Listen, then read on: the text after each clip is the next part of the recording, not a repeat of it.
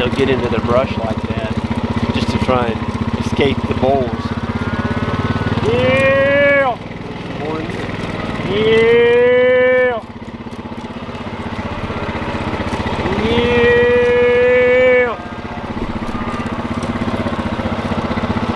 Woo! They worked this paddock over pretty good. They were just on it. We put them in here around 4 o'clock yesterday, and I mean, they just nailed it.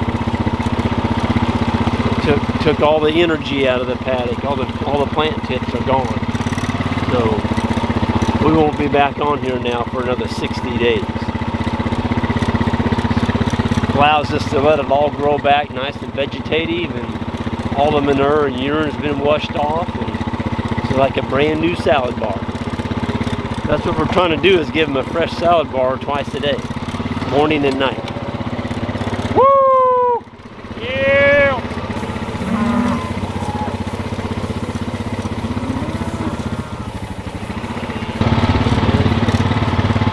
What we'll do is I'm going to park over here. We just open the gate, and the cows will go busting through.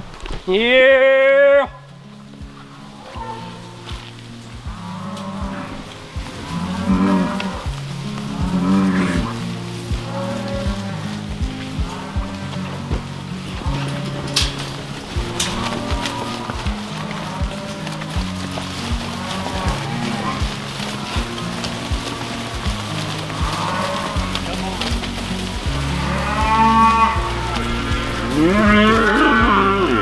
You're all right, come on. You keep coming? Yeah, they won't run over you. All right.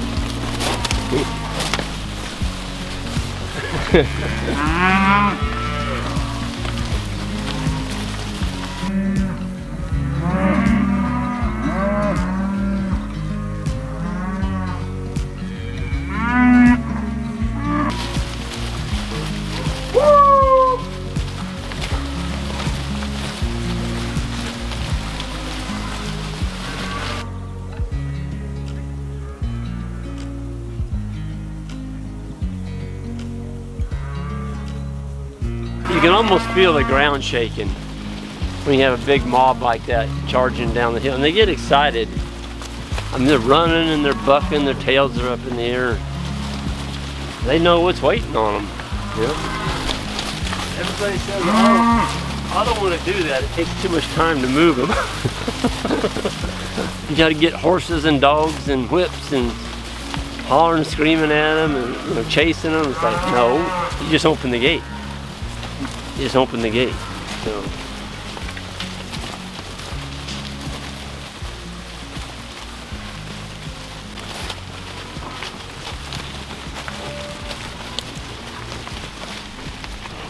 Yeah, you can. I can feel the ground. Yeah. There's that rumble there. Yeah. It's so neat seeing all of them. Yep. You didn't have any whips or dogs or anything like that? No. No.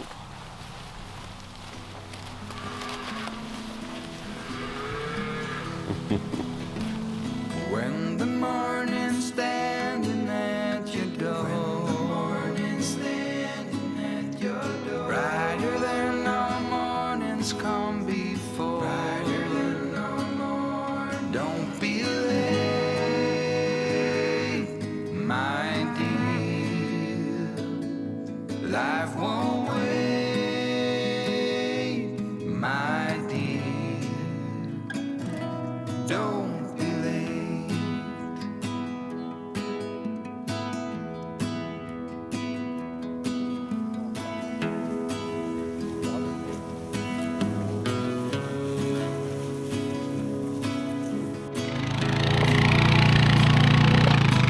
So this morning, basically what we did is we had the cows up on the hill. We already had a paddock set up down here. And so the cows, we just opened the gate and the mobs came charging into this paddock. And this paddock's been rested for about 60 days, so there hadn't been anything in here. And as you can tell, it's really come back nice. There's just a really good vegetative layer down here. And so what the cows are doing is they're actually harvesting the very best plants first. And so there's a lot of energy in the top parts of our plants, and that's kind of what they're going after. They're finding what we call the candy bars in there. They're really succulent, super tender forage, that's the one they get first. And then after about an hour, we call that the candy bar. After an hour or so, then they go after the candy wrapper, the less palatable stuff. But by the night, so they'll be in here about 9-10 hours, and then tonight around 5 o'clock, we'll move them into another piece. So there's about 330 head in here, and the stocking density, they're on about well, this bottom piece that we gave is about 3 acres. So they're stocked at about I don't know, around 90 to 100,000 pounds per acre. Some people will really increase the stocking density up to like a million pounds per acre, and you can do that. But when you do that, you need to move them more frequently because they run out of food. You can't magically just put animals in at very high stocking densities and then only move them once a day. They're not going to do well. Your land's not going to do well, and the cattle are not going to do well.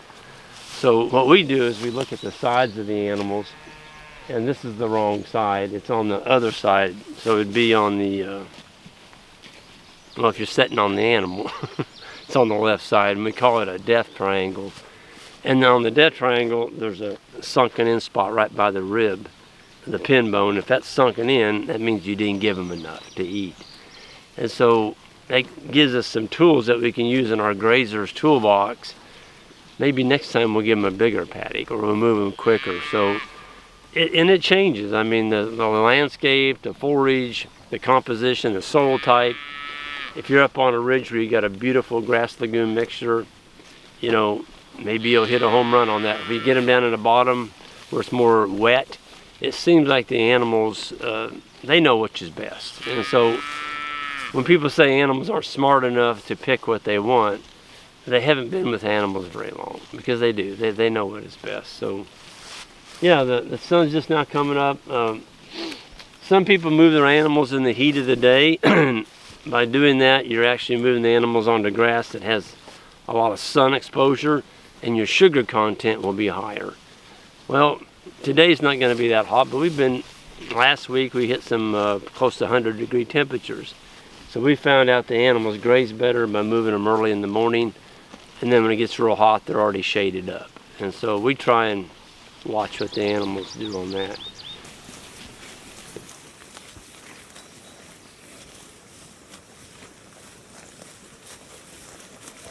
When a cow grazes a plant and pulls off the tip of the plant, there's a symbiosis going on between the cow and that plant, and it leaves a mucus on the nose. And when she rips that plant off, there's a little bit of mucus left on the end of that plant. It's like rocket fuel to a plant to let it grow back. It's like giving a shot of steroids. It just goes kaboom. It's been happening for thousands of years. Animals don't bite grass. Cattle don't bite grass off. Horses can. But the beef cows, they use their tongue, and the tongue comes out the side of the mouth and they rip it off. And when that tugging action of the tongue pulling the sword off, it wakes up all the microbes that are living on the soil root hairs of that plant. There's millions of them down there. And when you bust that plant off, it wakes them all up, it shakes them alive, and they all start eating each other. There's a war going down underneath their feet right now. Billions and billions. We can't even see them unless you look at a microscope. But it's happening underneath our feet. So if you compare that to a sickle bar machine that comes along and mows your pasture off, there's no tugging action. And so a grazed plant will always grow back quicker than one that's mowed off with a mechanical harvester. That's another reason you don't want to put hay up on your farm. So what we're trying to do is shock awake all the microbes in this field with the cattle yanking on the plant, manuring, urinating, trampling, and we call it bruising the soil. So the animal hoof, when it goes down, it spreads open like that. It's always spreading open. And that scissor action is busting up this beautiful litter underneath their feet, which is feeding the soil microbes and the earthworms. It's a wonderful process. It's a process that we can use to heal this planet. we can catch more rainwater because we have all this carbon now we're putting back in the land. We all hear about, you know, we got to get the carbon back in the soil. Well, here's the tools to do it right here. These animals are sequestering carbon out of the air, putting it back in the soil where it belongs. So, yeah, it's a wonderful thing. This cow herd here, they're mainly cow-calf pairs. There's some heifers in here. Of course, we got the bulls. And then we have yearling heifers from last year. And then there's all the babies. And so what we try and do is run one big herd as many days of the year as possible. And the reason we want one herd, there's a lot of benefactors that come in with that. One is when you put a large group of animals together, you get a lot more trampling. You have a bigger horsepower engine that is able to take down forage, more manure, more urine, more trampling, and also it decreases your labor. So if you got 3 or 4 herds, that's 3 or 4 herds you got to constantly be moving every day. If you have them all together, one move. In the wintertime, you don't want to be out there unrolling hay to 3 herds or cutting ice to give them water for 3 herds. One herd. So we put the bulls in July and they come out in March. And the reason we do that is the bulls that come out in March, they're not allowed to breed those cows through March, April, May, and June, those 4 months. Well, if you count back 9 months, that keeps you out of December, January, February, March calving. You don't want to be calving in Missouri in those months. A lot of people do. But we don't want to do that. It's cold, you may have some snow, you may have some ice. It's just hard on the cattle. How do we keep track of the calves with the mamas? That's why you see an ear tag in all the babies. And so the boys will catch that calf on the second day. You don't mess with them on the first day they're born. I made that mistake, and you just don't do that. Don't go around them. They're trying to bond, and you walk in there on that first day, you're liable to run the mother off, especially a young mother. And she was trying to lick the calf off, and you spooked her or whatever, she runs off, and she may not come back. I had that happen, and I'm not ever going to do that again. So give them a day to do that mother-daughter or mother-son bonding. You can always catch them on the second day. And then we put an ear tag in there. And on that ear tag is the number of the calf, and then that tag number is written down on a sheet with the cow's ear tag number and the date it was born and the sex of the calf. And so when we go in here and move these animals, the boys this morning walked through the cow herd and found the last 4 or 5 babies, the youngest ones. It's usually the ones that are like 1 day old up to, let's say, 2 weeks old. They give you the trouble. They'll go hide. And you can't find them sometimes. And so you need to diligently kind of walk around and make sure you get those paired up and then take the wire down and move your cows. Don't go out there not thinking and roll that wire up and let them move. You may have a new baby over there. And if you do, the mother's probably standing beside it. Well, when you roll the wire up, the new mother, it's a huge pull for her to go with the mob. Now she's got her baby back there, and you don't know who the mother is. So we always walk through them and make sure we identify that.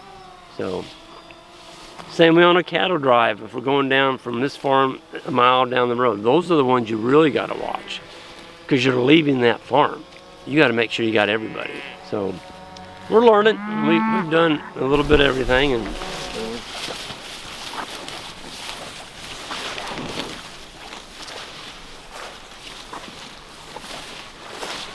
so beautiful in here. oh man, it's like a beautiful salad bar, you know.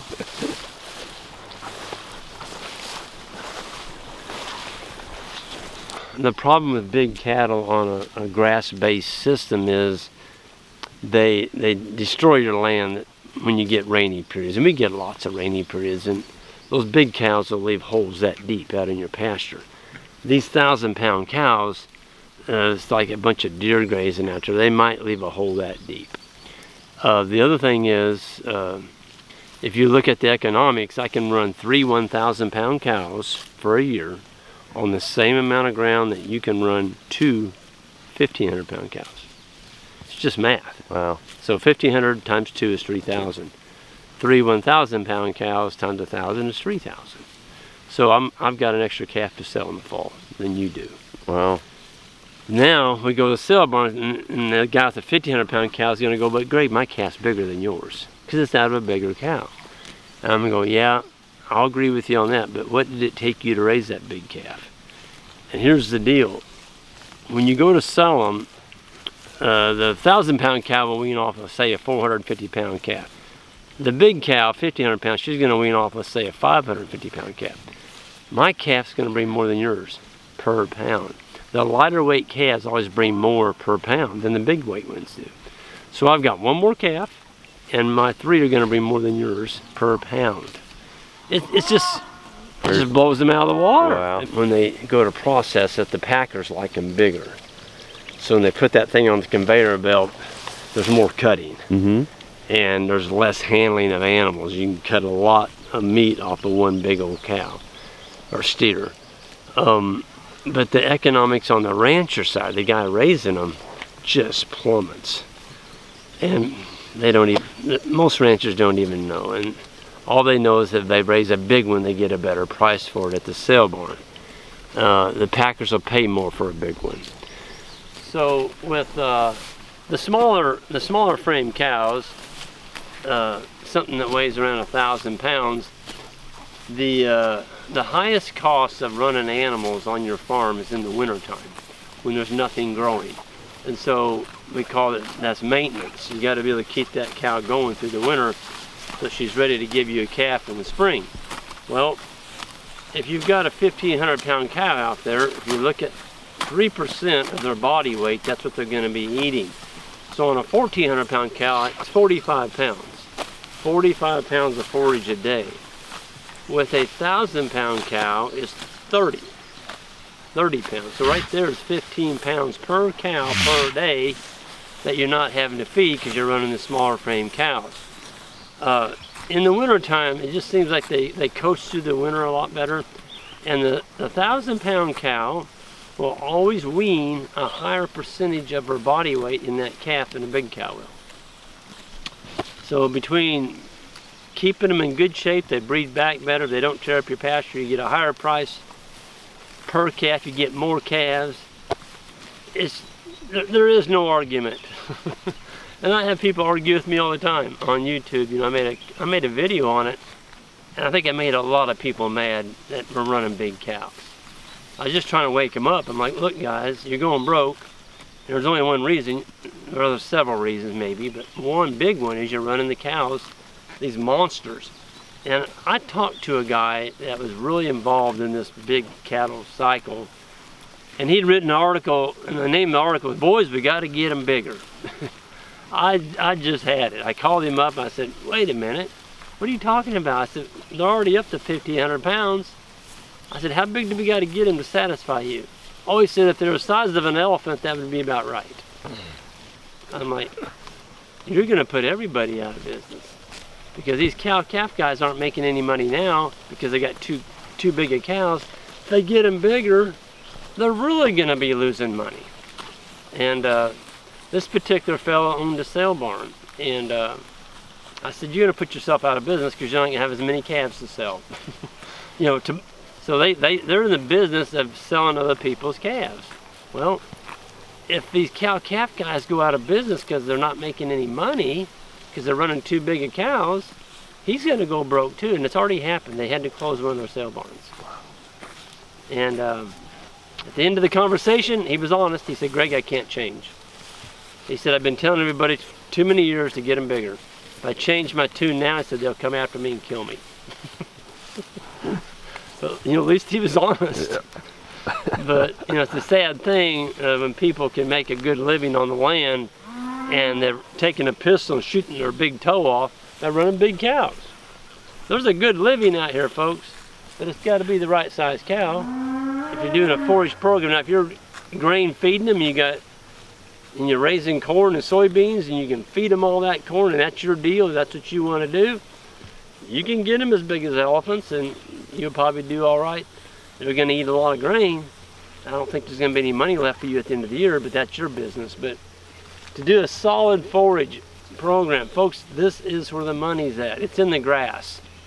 It's in the grass.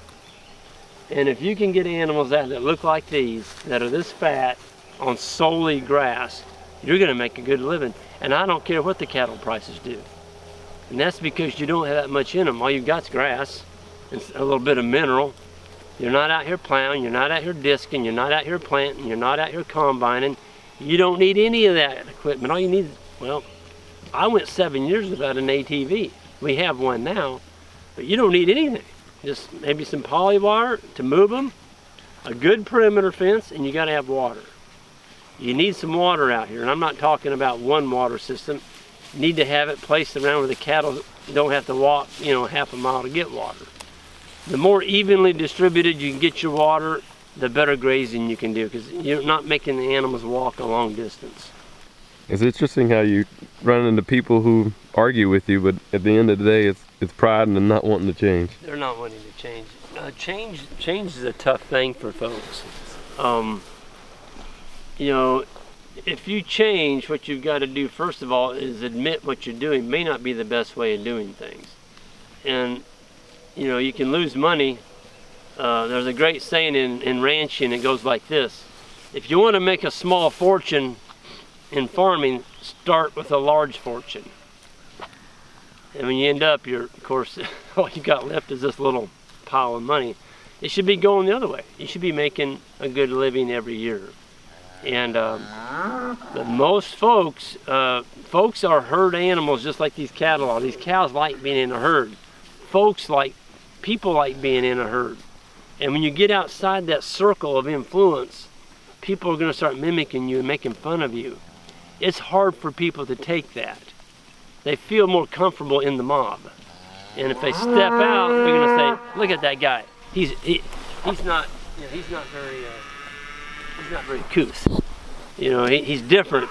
And so they're going to start making fun of you. And so you got to have a hard exterior. Don't worry about it. I like people to make fun of me. I like people to be talking about what I'm doing because it's making them uncomfortable. And sooner or later, they might see the light. And it's happened. I mean, we've changed a lot of people, but there's some people that won't change. So just go on, keep doing your thing, and maybe later on they might catch up.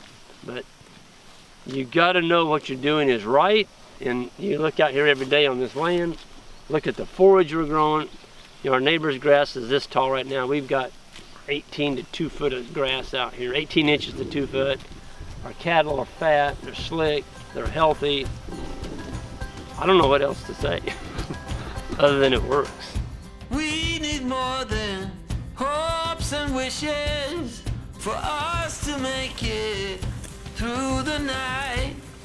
Stormy weather, weary eyes, hope to make it through the night. Before this night is over, I will guide you home.